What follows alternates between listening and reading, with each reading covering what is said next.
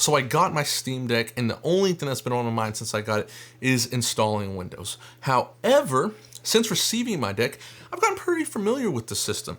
I've grown to like Steam OS, and I even second guessed installing Windows. There was one thing that was continuously bothering me, and the one thing driving me to install Windows, and that was the fact that I couldn't play half the games I own because it wasn't Steam Deck compatible. So I caved and I did it. I installed Windows, and the first game I installed to test out what the Steam Deck is capable of with Windows, as you can tell from the thumbnail, is Warzone. The main reason why I chose Warzone is because I'm obsessed with the game. I love the game, but I also hate the game.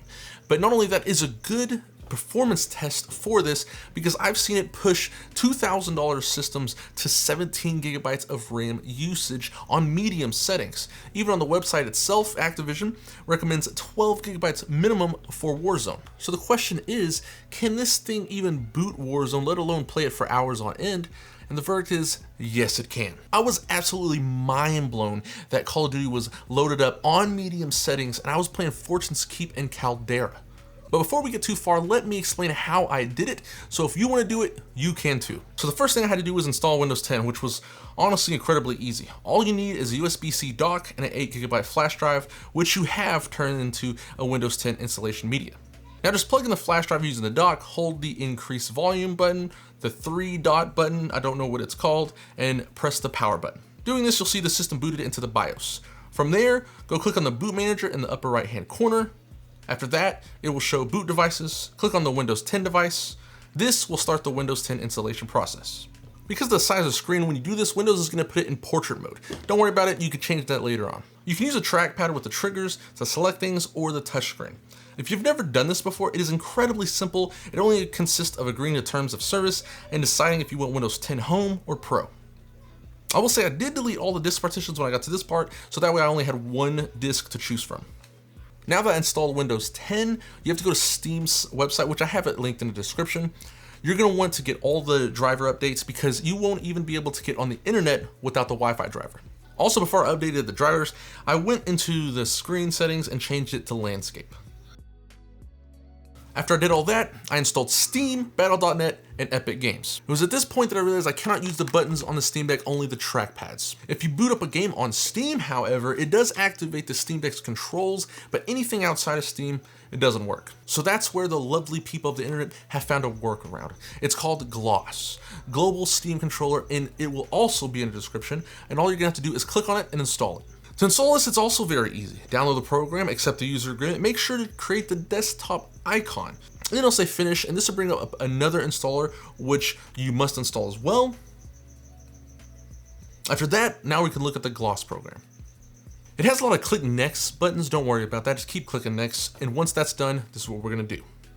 You're gonna click on create new, find the path box, click on the 3 dots so you can browse your computer, find your local disk drive, and what I did is I searched Notepad in it. Once you find that, click on Notepad. You're gonna hit save. After that, you're gonna go ahead and find a Steam game that's pretty much useless, but that will utilize the controls of the Steam Deck. I chose Slime Rancher, it was only like 800 megabytes. I downloaded it, I turned it on, and I made sure the controls worked. After that, I just closed it out. Now, back in the Gloss program, you can click the button on the right side that says Add All to Steam. When you click on that button, it should say all shortcuts were added, restart Steam for changes to take effect. Click yes and okay on the dialog box. Now you just gotta wait for Steam to restart and load back up. Once that's done, go into Steam, go to the settings up top, click in-game and check this dialog box right here.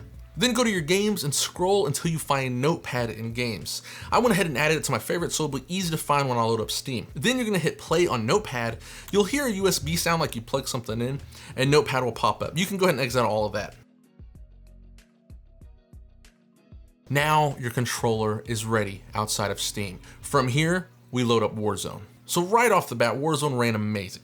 It does load up in the lowest settings across the board, but it stays at a solid 60 FPS most of the time. I didn't get no FPS dips or spikes and had an average lifespan of 1 hour and 30 minutes of battery life unplugged. The only real problem I ran into, honestly, was my own, and that was Wi-Fi. I've said in a past video that my Wi-Fi is terrible, and this just further proved my point. My latency would go from 70 to 200 instantly. I'd be lagging across the map. I would see somebody and then I would be dead. But when I wasn't lagging, it felt great. I did push the Steam Deck, and I started upping the graphics, but when I got to the high graphics, that's when the game finally crashed.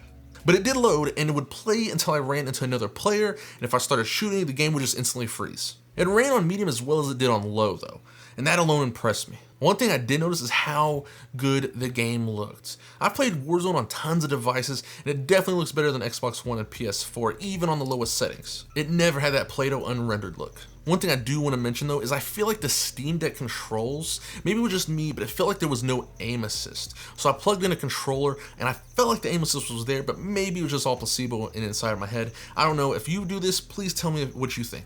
I'm still questioning it myself, to be honest with you. It could have been all in my head, but I swear that the controls on the Steam Deck does not have aim assist. So I end with this. This thing, for the price, continues to blow my mind. And I don't want to be biased, but I did always want this, so maybe that's why I'm so happy I have it. But I will also say this. There's a small part of me that misses SteamOS only for the ease of access, the fact that I can just easily do things. But the Windows part feels very good. The fact that I can just access my entire game library without any problems. Yes, you can say that the fact that controls don't work is a problem, but this is a PC and it acted like a PC. It was looking for a keyboard and mouse when there was none.